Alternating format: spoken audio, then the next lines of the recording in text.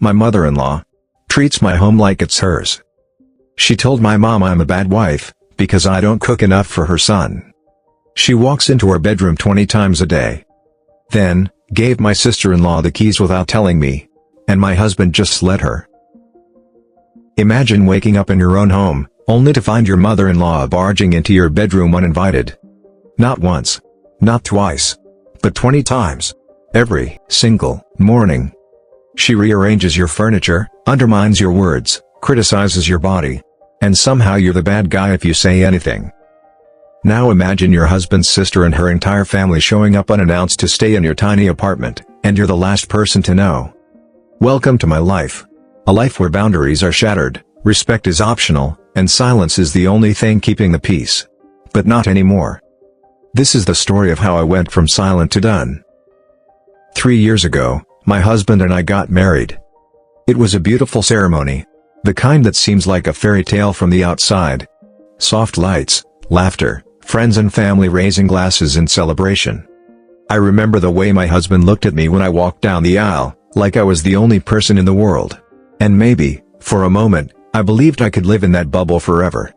Just him and me, a team, an unbreakable bond. But life has a cruel way of testing bonds, doesn't it? Especially when you're married into a family where one person doesn't want to let go. In the beginning, my relationship with my mother-in-law wasn't bad. In fact, I made a real effort. She was intense, I'll admit, very particular about how things should be done. The kind of woman who alphabetizes her spices and insists on vacuuming under the couch every day. Controlling, yes. But I chalked it up to her personality. Everyone has their quirks, right? And I'm an introvert. Quiet around older people. Always the observer, never the disruptor. I grew up learning that keeping the peace was more important than being right. So I played nice. I smiled. I made polite conversation. I offered to help with dishes. I complimented her outfits. I went out of my way to respect her, hoping that mutual respect would grow between us. But respect is a two-way street, and she wasn't even on the same map. Still, I gave her grace. Again and again. Because I knew what people like her did when they felt challenged. I'd seen it in small ways early on, a sideways glance when I suggested something different from her plans. A forced smile when my husband chose to take my side on a trivial matter, or how her voice would lift in passive-aggressive sweetness whenever I dared to disagree. But the real shift came slowly, like a fog rolling in. You don't notice it until you're already surrounded. She lived in another state, which I thought would make things easier. Less proximity, fewer conflicts. But distance didn't stop her. Not when her obsession with my husband bordered on something I couldn't put into words. It started with calls. A few a day at first. Then more. Until it became, no exaggeration, 20 calls a day. 20. And not just how's your day going calls. These were interrogations disguised as concern. Did you eat lunch? What did you eat? Did you wear the jacket I told you to wear? Did you sleep well? Are you sure she's cooking for you right? Does she take care of you? She talked to him like he was still a child. A toddler. Her little boy who couldn't possibly survive without his mother monitoring every breath he took. I once joked, gently, that he should just move back in with her if she missed him that much. Big mistake. She was at our door within 3 days. No warning.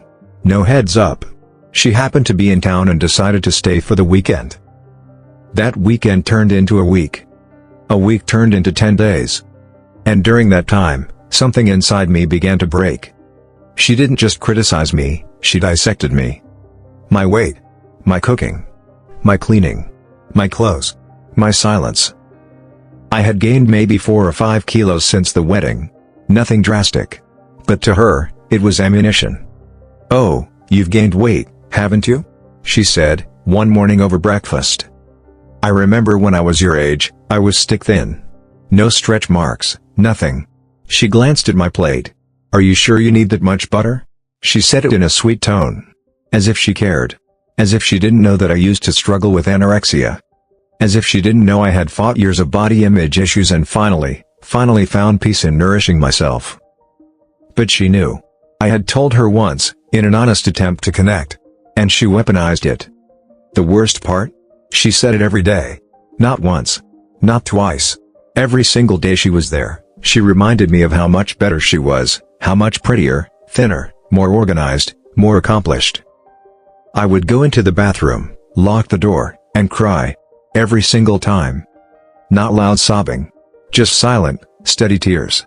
The kind that sting because they don't stop. I didn't say anything.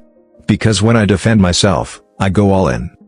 My therapist once told me I'm like a volcano, calm for a long time, but when I erupt, it's devastation. And with her? I knew she'd twist it. She'd paint herself as the victim. She always did. In fact, she loved crying to my husband. The second I was even slightly firm in tone, she'd call him into another room and sob about how I intimidated her. About how cold I was. How disrespectful.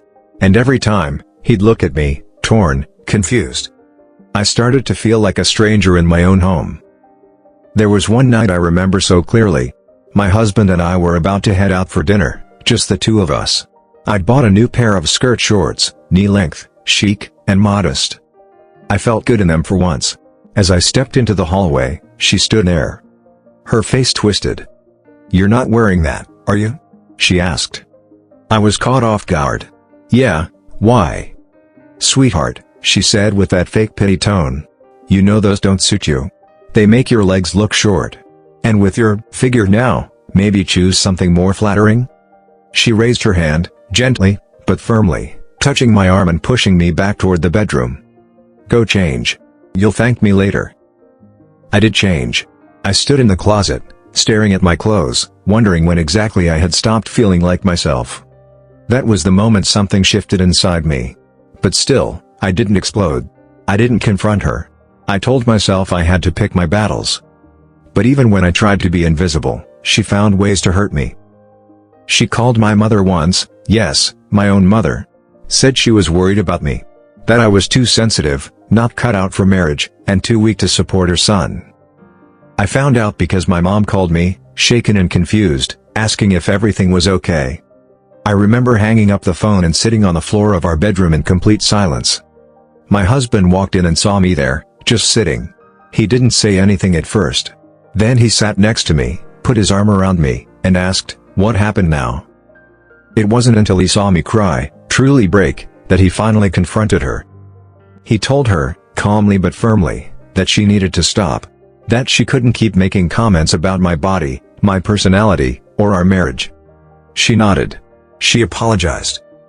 And then the next day, she made him breakfast, stroked his hair like he was 6 years old, and said, "I just want you to be happy. I hope she doesn't take you away from me." It was always the same game. Every time I tried to earn her approval, she moved the goalpost. Every time I showed grace, she saw weakness. Every time I cried, she pretended she didn't see. She started finding new ways to undermine me, subtle, cruel little games. One afternoon, my husband and I were working on a joint project. Something big. We had split the tasks down the middle, and while he focused on his half, I did mine, and still cooked dinner, cleaned the kitchen, vacuumed, and did the laundry. She watched us the whole day. Didn't lift a finger. That evening, she looked at him with a sigh and said, "My poor son. He worked so hard today. You must be so tired. You always carry so much on your shoulders." Not a single word to me. Not a thank you. Not even eye contact. I could feel myself disappearing in my own home. Like I was becoming a ghost in my own life. But nothing prepared me for the day I found out she had made a spare key to our apartment. Without asking. Without telling us. She just had it. And with that, I realized the boundaries I thought I had were never really there. I used to think the worst thing that could happen in marriage was falling out of love. I was wrong. The worst thing is feeling like an outsider in your own home, because of the people who are supposed to love you like family. 3 months ago, while my mother was visiting, her first time in over a year, I was quietly happy. She isn't the type to meddle or make grand entrances. She respects space, listens more than she speaks, and always makes sure not to overstay her welcome. For once, I felt like the apartment was mine again. Calm. Warm. Peaceful. That peace lasted all of 3 days. We were in the middle of making tea when my husband's phone rang. His sister. Normally, her calls are brief, maybe gossip, maybe some update about the kids, but this time, He excused himself and walked into the hallway. That was my first red flag. The second came when he returned looking like he had just volunteered us for a mission neither of us signed up for. He cleared his throat, avoiding my eyes. "So, my sister's husband is going to stay with us for a bit," he said. I blinked. "What?" "Just for a while. There's an emergency, and he needs a place." "What kind of emergency?" I asked, even though I already knew it wasn't the kind that justified throwing our fragile sanity into chaos again. He hesitated. They had some plumbing issues. And I guess she just sounded emotional. There it was. The infamous emotional tone tactic his family always used to bypass logic and boundaries. Tears, real or fake, were like passwords that opened all doors in his brain. His guilt reflex was so strong that he didn't think, we had no say. The decision was made for us. And just like that, our small apartment shrank overnight. We had to give up half our already limited space. And by we, I mean me. Because I was the one rearranging the living room, cleaning the bathroom more often, sharing our fridge space, and quietly trying to exist in a home that no longer felt like mine. The guest, a grown man, wasn't rude. He was polite in the way someone on a long elevator ride with you is polite. Distant, quiet, and unbothered. But his presence threw my whole routine off balance. I couldn't walk around freely anymore. I couldn't lounge in my pajamas. I became overly conscious of how I looked, how I moved, how I cooked. Every time I reached for the bathroom door, I hesitated, calculating the odds of running into him in the hallway. My home no longer offered me comfort, it became something I had to tiptoe around. And then the cavalry arrived. Apparently, the news that someone was staying with us gave my husband's family the perfect excuse to drop in. Repeatedly. First it was his sister with her 2 toddlers, then his cousin, then the ever-faithful queen of chaos, his mother. They barged in as though we had invited them to a family reunion. They brought toys that cluttered the hallway, food containers that filled our fridge, and noise that filled every inch of silence. I tried to keep a smile on my face, but inside I was boiling. Not once did anyone ask if it was okay. Not once did they wonder if maybe, just maybe, we were overwhelmed. My Mill took it upon herself to manage our home like it was hers. She'd waltz into our bedroom every morning, yes, every morning, without knocking. The first time it happened, I had just rolled over, bleary-eyed and disoriented, and there she was at the door. "Sweetheart," she said to my husband, ignoring me completely. "Do you want oatmeal or eggs?" I was under the covers, barely awake, and she was acting like this was her weekend retreat. It wasn't just the intrusions. It was the constant undermining. She would rearrange things in our kitchen, claiming she was fixing the clutter. If I moved something back, she'd scoff like I was being difficult. "Why would anyone keep spices so far from the stove?" she muttered once, as though I wasn't right there beside her. I held my tongue. Every single time. Because I knew how this worked. One raised voice, one firm response, and suddenly, I'd be the rude, disrespectful wife who doesn't know how to treat her elders. She'd cry. My husband would look confused. And I'd be painted as the villain in their family drama. But inside, I was imploding. And then came the worst week of all. 3 days after they left. 3 glorious, silent days. I came down with the worst bout of food poisoning I've had in years. Add that to menstrual cramps, and I was physically and emotionally drained. I had barely made it out of bed when the doorbell rang. Guess who? She showed up unannounced. Again. I tried. I really tried. I forced myself out of bed, put on a polite smile, and said, "Hi, you're here again." She breezed past me like I was the doormat, setting her purse down with a loud sigh and saying, "I missed my boy." I didn't have the energy to fake it anymore. My stomach was churning, my head was pounding, and the sight of her rearranging the couch cushions like she owned the place made something in me snap. So I did what I had done during my childhood when things got overwhelming. I disappeared. I stayed in the bedroom, locked the door, curled up, and shut the world out. I didn't eat. I didn't drink. For 3 days. I heard her knocking on the door, calling out my husband's name like a Broadway performance. I heard her whispering just loud enough for me to hear about how I was not well and unstable.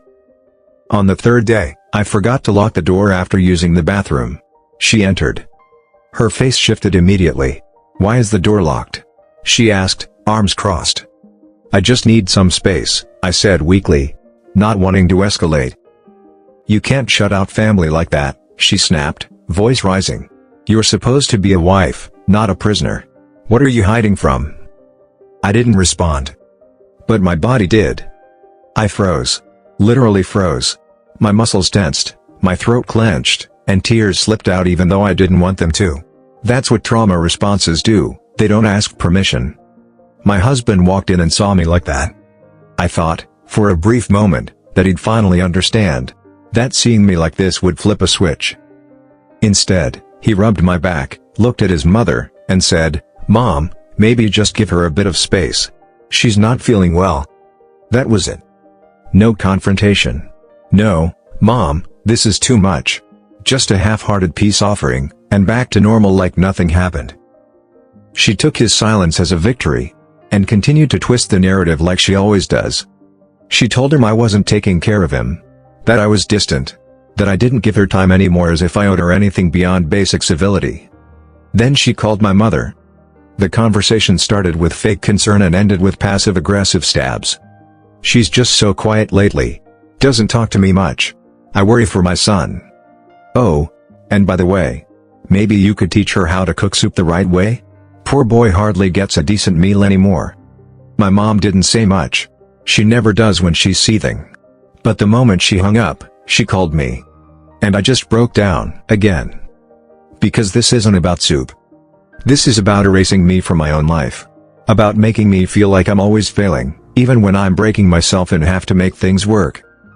I packed a small bag and left the next morning. Went to stay with my mom. She welcomed me with open arms and warm silence, the kind that doesn't need explanations. I haven't been back since. My husband texts. He calls. He asks when I'll be home. I tell him, soon. But what I really mean is, when you understand what home is supposed to feel like. I love him. But love isn't enough when I'm the only one bleeding for this marriage. He needs to step up. Not just see the problem, but defend me without being prompted. Otherwise, what's the point? Right now, I'm just trying to find clarity. And I keep asking myself the same question over and over again. Am I being dramatic for hating my in-laws? Especially my mill? Update.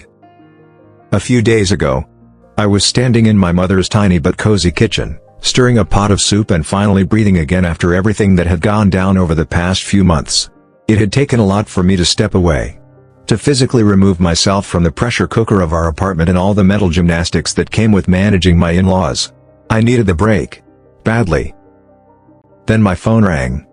I wiped my hands on the dish towel and picked it up. My husband's name lit up the screen, and even before I answered, I had that gut feeling, something was off. "Hey," I said. He hesitated for a beat before speaking. "Hey, listen, don't get upset, okay?" That phrase, "don't get upset," is basically a guarantee that whatever's coming next will absolutely make me upset. "What is it?" I asked, voice flat. "So, my sister and her family came to our place. Just for a few days," he said quickly, like ripping off a band-aid. I stood there frozen, staring out the kitchen window like the trees could somehow explain to me how this kept happening. "They what?" "They showed up. Her husband had some issue, long story, but they needed a place to stay. I didn't have time to call you, it just happened." "Right," I said, my voice sharpening, but still barely above a whisper. "Just happened. Like everything else in your family. It wasn't the first time this had happened, and we both knew it. I was always the last to know when people decided our apartment was a free-for-all. It wasn't even about them staying anymore, it was about the complete disregard for me. For my comfort. For my privacy. My husband might be their golden child, but I'm not a ghost. I live there too." As I stood there trying to absorb what he just said, I felt something inside me snap. Not violently. Just. Finally. Like a branch that's been bending for years and quietly breaks under the weight. "You know what really gets me?" I said. "I've visited your sister's place maybe 2 or 3 times. You remember? Each time, she invited us. And even then, I barely stayed an hour. I felt too awkward to even glance into her bedroom, let alone walk into her kitchen. Because I respect her space. I valued her privacy. I acted like a guest." He was silent. I knew he felt it too, the growing weight of what I was saying. "But when she comes to our place," I continued, She acts like she owns the place. Opening cupboards, rearranging things, leaving their stuff everywhere. It's like I don't even exist in my own home. I know, he said finally. I know it's not okay. No, you don't know, I said, trying to keep my voice from trembling. Because if you did, this wouldn't keep happening. That night, I ended up pouring everything out. The words poured out of me like water breaking through a dam. I told him how every time his family pulled another stunt, it made me feel small, invisible, disrespected. How I was constantly walking on eggshells just to avoid being seen as the rude wife. How I hated that my only sanctuary, our apartment, was constantly being overrun like a public park. And then I broke. Right there on the phone I sobbed. Not the quiet, contained kind. The gut-wrenching, ugly kind. The kind of crying that makes you feel like you've been holding your breath for years and are only just now exhaling. He stayed quiet for a moment, and then said something that both surprised me and didn't. I get it, he said. I really do. I know they've been disrespectful. I'm tired of it too. There was something in his voice I hadn't heard in a long time, genuine frustration. Not at me, but at them. I don't always say it in the moment, he continued, because if I do, I know how that ends. You'll get even more upset, and the fight will get worse. I try to handle it quietly. But you don't handle it, I replied. You manage me instead of managing them. He sighed. I've spoken to my mom so many times. About her knocking before entering, about moving things around, about respecting our boundaries. But she doesn't listen. It's like the more I tell her, the worse she gets. Because she knows you won't enforce it, I snapped. She knows she can get away with it. There was a long silence between us. That heavy kind that says everything words can't. She cries easily, he said finally, like that somehow explained her behavior. It's ironic. She bulldozes her way through everything and then acts like the victim the moment someone pushes back. It really was ironic. She'd created a world where she could do anything, rearrange my furniture, make jabs about my weight, enter our bedroom uninvited, and still be the one crying. She had weaponized vulnerability in a way that kept her shielded from all accountability. The saddest part? I didn't even want to win. I didn't want to fight. I just wanted peace. Respect. To feel safe in my own home. Was that too much? But the damage was done. Again. They'd come in without asking. Again. My husband had allowed it. Again. And I had been left feeling like a side character in my own life. Again. I hung up the phone, completely drained. Not just emotionally. Physically. Spiritually. I just couldn't anymore. And that's when I knew. My respect for his family had eroded beyond repair. Every memory I had of them, the fake smiles, the forced politeness, the sharp passive-aggressive comments, blurred together into one ugly mosaic of disrespect. I wasn't angry anymore. I was done. I stood by the window for a long time that night, letting the cold breeze hit my face as I asked myself a question I never thought I'd ask. What do you do when someone doesn't just cross your boundaries, but ignores their very existence? I kept thinking about his sister, how comfortable she felt waltzing into our home without permission. About his mother, who thought privacy and respect were optional. And about him, my husband, who seemed to mean well, but whose silence enabled the chaos. I had taken myself out of the fire, but the burn marks were still fresh. At this point, I'm honestly wondering. Am I being dramatic for hating my in-laws? Especially my mother-in-law? Because I really don't think I can ever see them the same way again.